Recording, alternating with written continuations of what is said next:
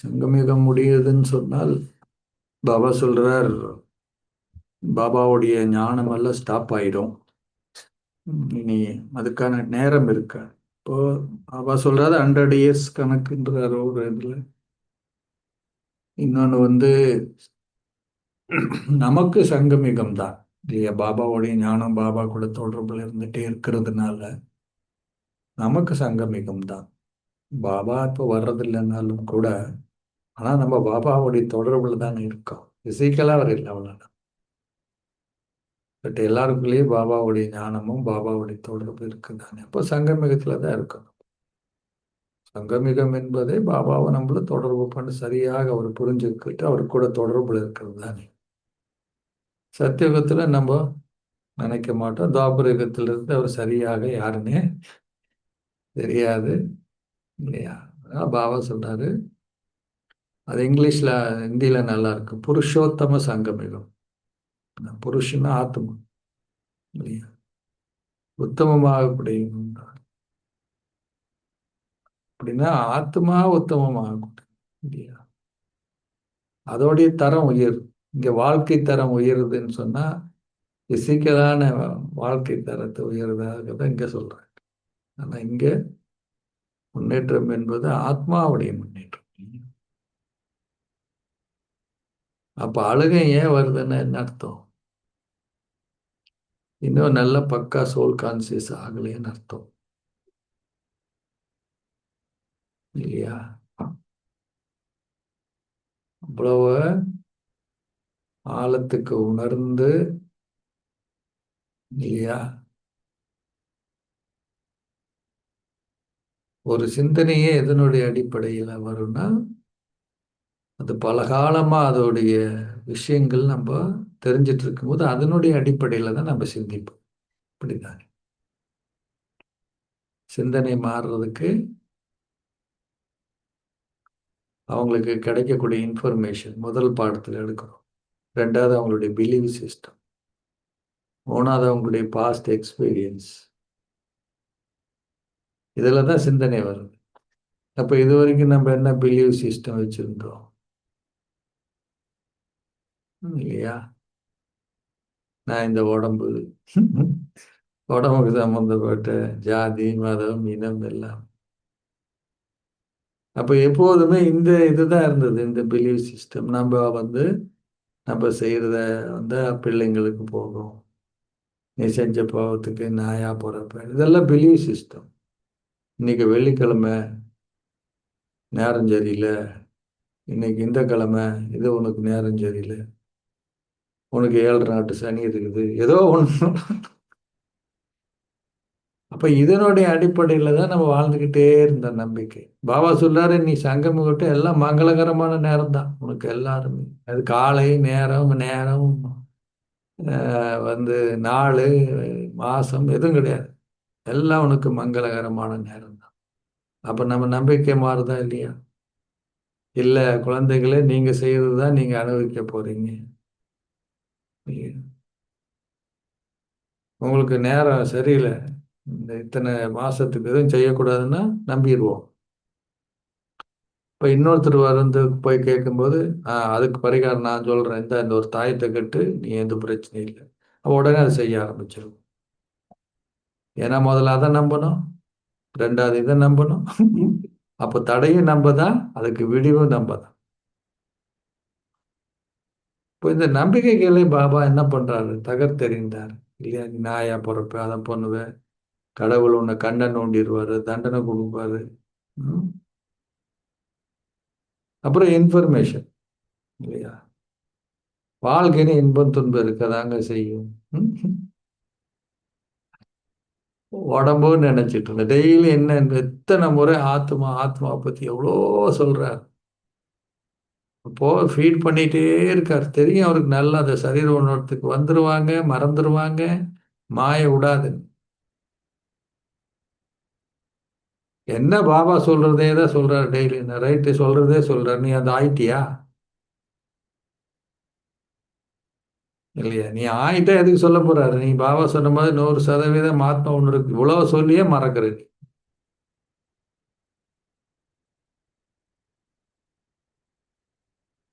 அதான் சொல்லுவாங்கல்ல, ஒருத்தர் பாடிட்டே இருந்தாராம். ரொம்ப நல்லா பாடினா ஒரே கைத்தட்டல். திரும்பி ஒன்ஸ் மோர்னோன்னும் மறுபடியும் பாடினாராம். திரும்பி கொஞ்ச நேரம் கழிச்சு அதே ஆட்கள் ஒன்ஸ் மோர்ன்னாங்க. அவர் கொஞ்ச நேரம் மயக்க நிறுத்திட்டு, இல்ல நீங்க உங்க பாராட்டுக்கெல்லாம் நான் மதிக்கிறேன், ரொம்ப நல்லா பாடுறீங்கன்னு என்ன மறுபடியும் மறுபடியும் அந்த பாட்டை கேட்குறீங்க. நான் வேற நிறைய பாட்டு கூட நான் பாடுவேன். நீங்க வேற பாட்டு பாட்டுமான்னு அவங்க சொன்னாங்க, நான் ஒன்ஸ் மோர்ன்றது அதுக்காக சொல்ல, நீ இத்தனை முறை பாடணும் தப்பத்தான் பாடிக்கிட்டு இருக்கிற. முதல்ல அதை கரெக்டா பாடுன்னு தான் நான் டெய்லி உனக்கு சொல்றேன். நீ பாடு, அது பர்ஃபெக்ட் ஆயிட்டு அடுத்ததுக்கு போலாம். நாங்க இந்த மாதிரி பாபா சொல்றாரு, நீ ஆத்மா once more once more once more. முதல்ல நீ பக்கா ஆகு. யா, அதுக்கப்புறம் நீ அடுத்ததுக்கு போவோம்.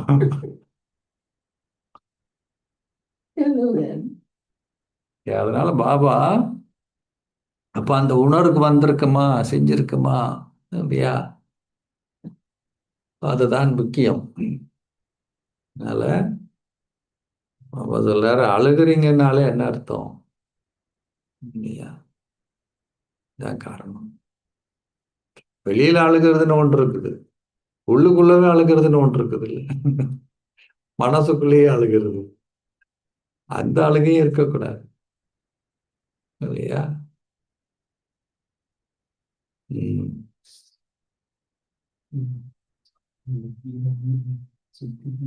ஆமா. கீதையை பத்தி நிறைய சொன்னாரு. கௌரவர்கள், பாண்டவர்கள், கீதை உரைத்தவர் யார், அவர் எந்த நேரத்தில் அதை கீதையை உரைத்தார், சொன்னாரு இல்லையா?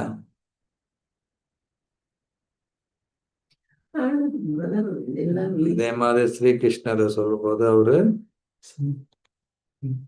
அவரை நீல நிறமா காமிச்சிட்டாங்க இல்லையா? அவரு அங்க சத்தியுகத்துல என்ன இருக்காது, பாம்பே இருக்காது. நீ நினைக்கிற மாதிரி ஸ்தூலமான பாம்பு கொத்துனாலும் அங்க பாம்பே இல்லை.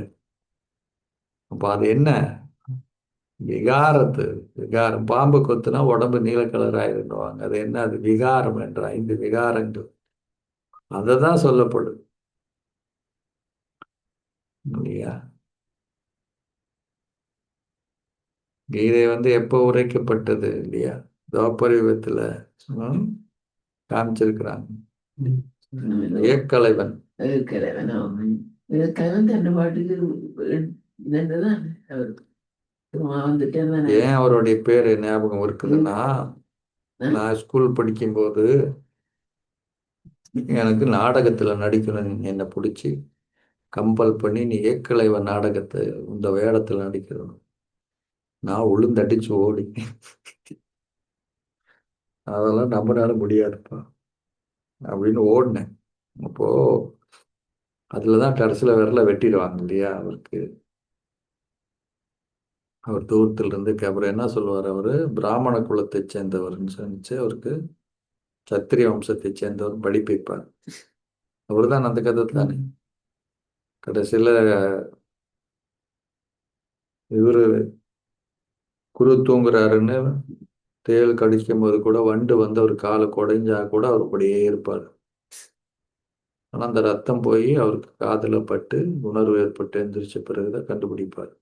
ஏய், நீ உண்மையா ஒரு பிராமணன் இருந்தா இப்படிலாம் நீ இருக்க மாட்டேன். அவன் எந்திரிச்சு போ, நீ நீ கண்டிப்பா பிராமணன், நீ சத்திரிய அப்படின்னு கண்டுபிடிச்சாரு. அதுக்கப்புறம் தான் நடக்குதுன்னு கதை போகுது.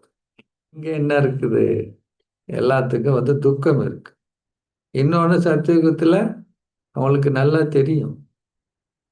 இப்பெல்லாம் என்ன பண்றாங்க, யாராவது அந்த காலத்துல பாபா சொல்ல தன்னுடைய அனுபவத்தை, யாராவது சரீரம் விட்டா பிராமணர்களுக்குள்ள வர வைக்கிறாங்க இல்லையா? எங்க காசு வச்சிருக்கிற, என்ன பண்ணிருக்க, எங்க கடன் வாங்கியிருக்க. ஆனா பாபா சொல்றாரு, அந்த மாதிரி உண்மையா ஆத்மா பிரிஞ்சு இந்த சரீரத்துக்குள்ள வந்துருமா என்ன? வராது. அது நாடகத்தில் இருக்கு. மேபி என்ன சொல்றாங்க, அதோடைய எமர்ஜ் ஆகும் அதோடைய இல்லையா? இப்பெல்லாம் குவாண்டம் பிசிக்ஸ் எல்லாம் வந்திருக்குது இல்லையா? அப்படின்னா ஒரு செகண்ட்ல அங்க இருக்குது, அங்க அங்க இருக்கும் இல்லையா?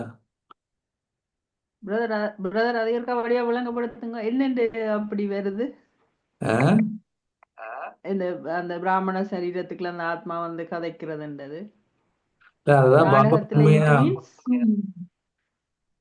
ஆத்மா உண்மையா சரீரம் விட்ட உடனே இங்க வருமான்னு கேட்கிறாரு. பாபா வராது இல்லை, இங்க வந்து 2 மணி நேரம் கேட்கறாங்கன்னா அங்க இருக்கிற உடம்பு என்ன ஆகுறது, அவங்க வீட்டுல இருக்கிற உடம்பு இல்ல அது எங்காவது எங்க போமா டமால் விழுந்துருச்சுன்னா உடம்பு அங்க அது இல்ல அப்படி. பிரதர் இப்ப என்ன போக் படை கேக்கு எல்லாம் கூப்பிட்டு தாதி மேல கூப்பிட்டு அப்படி எல்லாம் கதைக்கணும் தானே அது என்ன ஆமா. உண்மையா என்ன நடக்குது என்ன நடக்குது உண்மையாவே. அதாவது அது வந்து சூக்ஷ்மமாக அவங்களுடைய சப்கான்சியஸ் மைண்டை வந்து அப்படி வந்து இங்க எமர்ஜ் பண்றாங்கன்றதுதான் அதுக்கு அர்த்தம். அந்த ஏஞ்சலிக் ஃபார்ம்ன்ற அந்த இந்த சோலுடைய இதை வந்து இங்க வந்து எமர்ஜி பண்ணி அஹ், இருக்கிற மாதிரி. எப்படி கனவுல நீங்க வந்து உண்மையா நீங்க ஒரு இடத்துல இருக்கிறீங்க, இருக்கிறீங்களா இல்லையா? கனவு காண்றீங்க, ஒரு இடத்துல நீங்க இருக்கிறீங்க, நீங்க பேசுறீங்க பண்றீங்க, வேற ஒரு உலகத்துல இருக்கிறீங்க நீங்க, இல்லையா? உண்மையா நீங்க அங்க இருக்கிறீங்களா என்ன? இல்ல. ஆனா நீங்க இருக்கிறது எங்க? இங்க. ஆனா அனுபவம் பண்றது எங்க? அங்க. அப்போ ஆத்மா உடம்புல இருக்குதானே. அப்ப டமால என்ன பண்ணுவோம்? ம்? கட்டில இருந்து டமால் விழுந்து எந்திரிச்ச பிறகு ஐயையோ. பாபா சொல்றாரு உண்மையா நீங்க வந்து எங்க இருக்கிறீங்க அப்போ. அந்த மாதிரி ஒரு இதுதான்றாரு பாபா.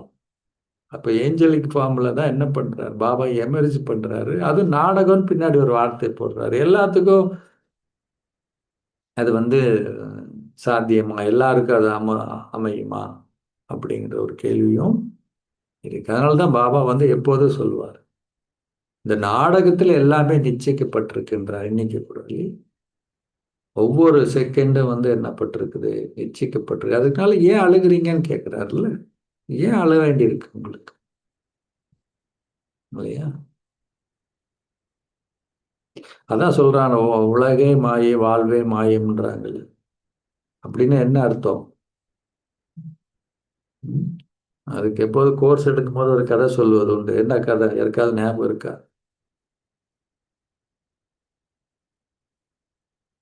அதெல்லாம் அப்பப்போ சொல்லிட்டு இருந்தேன், அதுவும் இப்போ மறந்து போய். சொல்றது இல்லை அதிகமா. நாரதர் என்ன பண்றாரு? நாராயண நாராயணான்னு போறாரு. அஹ்? அவரு நாரதர்னாலே நாராயணுக்கு பயந்தானே, ஏதாவது பிரச்சனை உண்டு பண்ணி சிக்க வைப்பாருங்க. அவர் சொல்றாரு, நாரதா என்ன இந்த பக்கம்னாரு. இல்ல சாமி, இந்த பக்கம் அப்படியே வந்து அவங்களை சும்மா பார்த்துட்டு போலாங்க. சும்மா பார்த்துட்டு போறேன்ற வேலையெல்லாம் என்னன்னாரு. அவர் சொன்னாரு, ஒண்ணும் இல்லை சாமி, ஒரு சந்தேகம்னாரு. அப்பவே அவருக்கு பயம் வந்துட்டுது. அதனால எங்கேயாவது கொண்டு போய் குழப்பத்துல விடுவாருங்க. நீ சும்மா தான் கேட்குறியா இல்ல உண்மையா தான் கேட்குறியா? இல்ல சாமி, உண்மையா தான் கேட்குறேன். இப்ப சொன்னாரு, இந்த வாழ்வே மாயம், உலகே மாயம், இந்த மாயைன்னு என்ன சாமி அப்படின்னாரு. அதுக்கு விளங்கப்படுத்துருமா? ஆமா. சரி, எனக்கு ரொம்ப தாகமா இருக்கு. பக்தி தானே. அவர் அப்படியே மேல ம், வதனத்துல இருக்கிற மாதிரி, பார்க்கடல்ல படுத்துட்டு இருக்கிற மாதிரி. எனக்கு தாகமா இருக்கு, கொஞ்சம் போய் தண்ணி வாங்கிட்டு வா பூலோகத்துலன்னாரு. அவர் என்ன பண்ணாரு? கையில அந்த கல்யாணம் செய்வார். ஓ. நாராயண நாராயணான்னு கீழே வர்றாரு. வந்தா என்ன பண்றாரு? கிராமத்துக்கு போறாரு. ஒரு கிராமம், அந்த காலத்துல கிராமம் தானே. எல்லாம் வயல்வெளிக்கு போயிருப்பாங்க, காட்டு வேலைக்கு போயிருப்பாங்க. முதல் கதவை தட்டுறாரு, யாரும் திறக்கல. ரெண்டாவது கதவு தட்டு, எல்லாம் பூட்டு போட்டிருக்கு. மூணாவது கதவு தட்டின உடனே ஒரு அழகான தேவதை வந்து நிக்கிறான், பொண்ணு. பார்த்த உடனே அவருக்கு தான் ஒரு தாட் வந்துட்டு, இந்த பொண்ணை கல்யாணம் பண்ண என்ன? வந்தது எதுக்கு? தண்ணி வாங்க. அந்த பொண்ணுகிட்ட கேட்குறாரு, என்னம்மா, நான் வந்து கல்யாணம் பண்றேன். அந்த பொண்ணுக்கு, ஐயோ நீங்க யாரு, எவ்வளவு பெரிய நாரதர், உங்களை கல்யாணம் பண்றது என்ன எனக்கு சந்தோஷம். நான் எங்க அப்பா அம்மாலாம் வெளியே போயிருக்காங்க, வந்த பிறகு கேளுங்க. அவங்க ஒத்துக்கிட்டா நான் ஒத்து. கொஞ்ச நேரம் கழிச்சு அவங்கள வந்தாங்க, கேட்டாரு. அவங்களுக்கு ஏகப்பட்ட சந்தோஷம். கல்யாணம் பண்ணாரு. எதுக்கு வந்தாரு? கல்யாணம் பண்ணி குழந்தை குட்டி எல்லாம் ஆச்சு. ஒரு நாள் பயங்கரமான புயல், காத்து, மழை அடிக்குது. எல்லாம் வெள்ளத்துல அடிச்சிட்டு போகுது. இவர் அந்த நேரத்துல மனைவியை பிடிக்க போறாரு. மனைவி பிடிச்சா பிள்ளைங்க அந்த பக்கம் தண்ணியில் அடிச்சிட்டு போறாங்க. தண்ணி பிள்ளைங்களை பிடிச்சா மனைவி அடிச்சிட்டு போறாங்க. அதை ரெண்டையும் பிடிச்சா சேர்த்து வச்சதெல்லாம் போயிட்டு இருக்குது. இவர் அந்த பக்கம் இந்த பக்கம் ஐயோ ஐயோன்னு கத்துறாரு. திடீர்னு நாராயணுக்கு முன்னாடி நிற்கிறாரு. நாராயண் மெல்லாம கேட்டாரு, நாரதா தண்ணி எங்க? அபிஷ்டு அபிஷ்டு சாமி என்னவோ நடந்து போச்சு அப்படின்னாரு. இப்போ உண்மையா அவர் இருக்கிறார் நாராயணுக்கு முன்ன. ஆனால் அவரு கீழே போனது தண்ணி வாங்குறதுக்கு. ஆனா அங்க போய் என்னாச்சு? அவர் நிக்கிறாரு, மத்ததெல்லாம் நிக்குதா? அவர் இருக்கிறாரு நாராயணுக்கு முன்னாடி.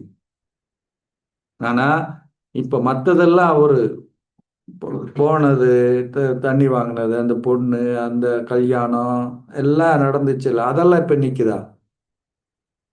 அப்ப இருக்கிறத போல தெரியும், ஆனா இருக்காது. ஆனா நிரந்தரமா இருக்கிறது யாரு? நீதான் அப்படின்னாரு. அப்படின்னா ஆத்மா நிரந்தரமானது. அங்க நாராயணன்றது பாபா எடுத்துக்க. மாயைன்றது என்ன? இந்த உடல் நம்ம வாழ்ந்தோம், போனோம், வந்த இத்தனை காரியம் நடந்திருக்கு. இப்ப நீங்க சும்மா சிந்திச்சு பாருங்க. இப்ப நீங்க ஸ்கூல் படிக்கும்போது இல்ல சின்ன வயசுல உங்களுக்கு உங்களுடைய தாத்தா பாட்டி அம்மா அப்பா பக்கத்து வீட்டுக்காரங்க சொந்தக்காரங்க ஒரு ஒரு செட்டப் இருந்திருக்கலாம். அது இருக்கிற மாதிரி தெரிஞ்சிருக்கும் அந்த நேரத்துல, இவங்க தான் நம்ம உலகம்னு சொல்லி. அப்படியே ஒரு 5 வருஷம் கழிச்ச பிறகு வேற ஒரு அவங்க இருந்தவங்க இல்லாம போயிடுவாங்க. புதுசா வந்து ஒருத்தர் சேருவாங்க. இல்ல நீங்க ஒரு இடத்துக்கு ஷிஃப்ட் ஆயிருப்பீங்க. அது இருக்கிற மாதிரி தெரியும். திருமணம் பண்ண பிறகு அதெல்லாம் உங்க ஸ்கூல் ஃப்ரெண்ட்ஸு அவங்க இவங்க யாரும் ஒண்ணு இருக்க மாட்டாங்க. அப்புறம் வேற ஒரு அப்ப அதுவும் என்னவோ இருக்கிற மாதிரி தெரியுது. அப்ப திடீர்னு இங்க லண்டனுக்கு வந்தாச்சு. எல்லாம் முடிஞ்சு போச்சா? இப்ப இங்க வந்த பிறகு இது இருக்கிற மாதிரி தெரியுது. என்னவோ நம்ம எல்லாம் கிளாஸ் எல்லாம் கேட்டுட்டு இருக்கும்போது இந்த நேரத்துல உட்காந்துட்டு இருக்கும் போது உங்க வீடு. ஆனா இதுவும் இருக்கு. ஆனா எது இருக்கும்? ஆத்மா இல்லை. இப்ப நான் தான் அது. அப்ப இந்த 5000 வருஷம் சைக்கிள் எடுத்து பாத்தீங்கன்னா எத்தனை பிறவி, எத்தனை அம்மா அப்பா, எத்தனை அண்ணன் தம்பிங்க, எத்தனை அக்கா தங்கச்சிங்க, எத்தனை உறவுகள். இதெல்லாம் இருக்கிற மாதிரி தெரியும். ஆனா இல்ல அது. சத்தியம் என்னன்னா நிரந்தரமான. அப்ப மாயைன்றது என்ன சொல்றாருன்னா இதுதான். மாயின்னு என்ன விகாரம் என்கிறார். உன்னுடைய பலவீனம்ன்றாரு. ஏன் பலவீனம் வருதுன்னு ஒரு கேள்வி வருது இல்லையா? இந்த பலவீனத்துக்கு காரணம் என்னன்னா இந்த சரீரம் இல்லையா? பற்று வர்றது, பேராசை வர்றது, காம குரோத லோபம் மோகம். அப்போ பாபா சொல்ல, நீ அழுகிறேன்னா நீ பாக்கியசாலி இல்லைங்கிற. ஏன் அழுகிற? ஏன் துக்கப்படுற? சரி, அழுகிறதுன்னு யாராவது உறவினர் செத்து போயிட்டாங்கன்னு அழுகுற. இன்னொன்னு அழுகிறதுன்னா எனக்கு நினைக்கிறது கிடைக்க மாட்டேது, செய்ய மாட்டேன்றாங்க இல்லையா? அப்படின்னா நம்ம உள்ளுக்குள்ள அழுகிறோம். நாடகத்துல ஒவ்வொரு ஆத்மாவுக்கு ஒரு பார்ட் ஃபிக்ஸ் ஆயிருக்குது. அதோடைய சரியாக நடக்குதுன்றார். ஒரு மிஸ்டேக் நடக்காது. இந்த நாடகமே கல்யாணக்காரி நாடகம்ன்றாரு. சங்கமிக கல்யாணக்காரின்னு சொல்லல. இந்த முழு நாடகமே என்னன்றாரு? நன்மைக்கான நாடகம்ன்றாரு. அப்புறம் எங்க தீமை வந்தது? அப்போ எந்த அளவுக்கு ஞானத்தை கடைகிற, இன்னைக்கு கூட சொல்றாரு, ஞானத்தை எந்த அளவுக்கு கடைகிறீங்களோ இல்லையா, எந்த அளவுக்கு சுயதர்சன சக்கரதாரிகள் ஆகுறீங்களோ அந்த அளவுக்கு உங்களுக்கு ஆன்மீக போதை இருக்கும். இல்லைன்னா சரீர உணர்வுக்கு வந்துட்டு நீங்க என்னம்மா கேட்டீங்க? ஏதோ கேள்வி கேட்டீங்க. அந்த குழந்தைத்தன விளையாட்டுகள் முடிவடையும் அந்த குழந்தைத்தன விளையாட்டுன்றது என்ன அர்த்தம்? குழந்தை விளையாட்டுன்னு என்ன? குழந்தை என்ன பண்ணும்? தேவையில்லாதக்கு அழகு, தேவையில்லாதக்கு அடம் பிடிக்கும், தேவையில்லாத எனக்கு வேணும்னு சொல்லும். அதெல்லாம் ஏன் வருது? சரீர உணர்வுனால தானே கட்ட வருது இல்லையா? அப்போ ஓய்வு ஸ்திதியை அனுபவம் செய்வதுடன் ஏனையோரும் அனுபவம் செய்ய நீங்கள் உதவும் பொழுது அனைத்து குழந்தைத்தனமான விளையாட்டுகளும் முடிவடையும் அப்படின்னு சொல்லப்படும். ஆமாமா. இப்போ ஓய்வு ஸ்திதின்னு என்ன, ரிட்டையர்மெண்ட் இல்லையா? அந்த காலத்துல 60 என்ன வயதுக்கு பண்றாங்க? மேலயா? எல்லாத்துலயும் விடுபட்ட நிலை தானே அந்த காலத்துல இருந்தாங்க. வயசாச்சுன்னா எல்லாம் எனக்கு பொறுப்பெல்லாம் வேண்டாம், இனி எல்லாம் யாருக்கு, நீங்க பாத்துக்கோங்க அப்படின்னு சாவியை கொடுத்துட்டு நாங்க இனிமேல் சிவசிவா காசி ராமேஸ்வரம் அப்படின்னு நாங்க போறோன்னு. அதுக்கப்புறம் அவங்களுடைய ஓய்வு ஸ்திதினா அவங்க அந்த ஆன்மீக பாதையை நோக்கி போகக்கூடியவர்களாக இருப்பாங்க. 60 வயதுக்கு மேலே ஓய்வு ஆ? 60க்கு மேலே ஓய்வு செய்து தானே முடியும். ஆமா. அப்ப பாபா சொல்றாரு உங்களுக்கு மொத்தமாவே ரிட்டைர்மெண்ட் ஸ்டேஜ், எல்லாம் வீட்டுக்கு போகணும், திருப்பி அந்த வீட்டுக்கு வீடு பேர் அடைய வேண்டும் அப்படின்னு. அப்ப அந்த உணர்வு நமக்குள்ள இருக்குது. மற்றவங்களுக்குனாக்கா பிடிவாதம் இல்லையா, வந்து மற்றவங்களை வந்து இது பண்றது, எத்தனையோ அவகுணங்கள் இருக்கு இல்லையா? அதெல்லாம் குழந்தைத்தனம் தானே. சின்ன சின்ன விஷயத்துக்கெல்லாம் வந்து நம்ம வந்து இது பண்றது அப்படின்றதுல இருக்காது. மெச்சூரிட்டி வந்துடும் உங்களுக்கு, ஓகே. நீங்க ஏற்றுக்கொள்வீங்க இல்லையா? சின்ன குழந்தை நீங்க என்ன பண்றீங்க, அது சின்ன குழந்தைப்பா.